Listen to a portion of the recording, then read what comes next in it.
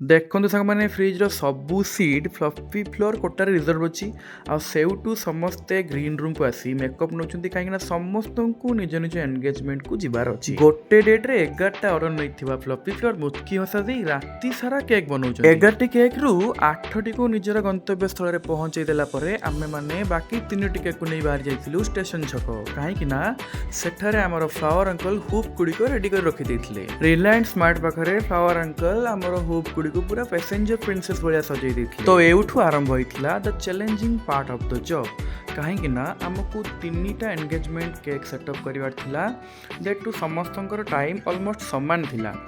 मु एथिपाई क्रेडिट देबी आमर बहुत ही मूल्यवान कस्टमर मानकू जो मैंने निजर 200% सपोर्ट आम मानकू देथिले, आ समस्तंकर टाइम को समान एडजस्ट करथिले।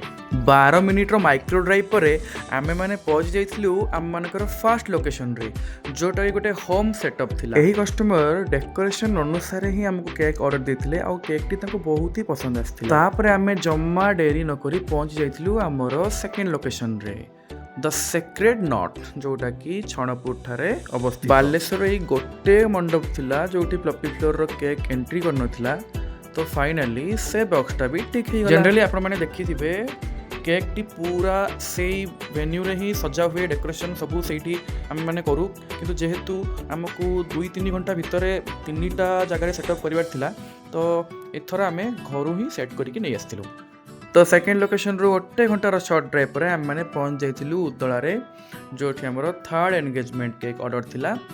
सेटा आम भल भाव में सेट कर देइथिलु। सेठी जो वेन्यूर नाटा कौन थिला, होटेल सिप्रो, होटेल पढ़ी पारुनी, होटेल सिप्रो मेडिसिन ना कौन कहलु,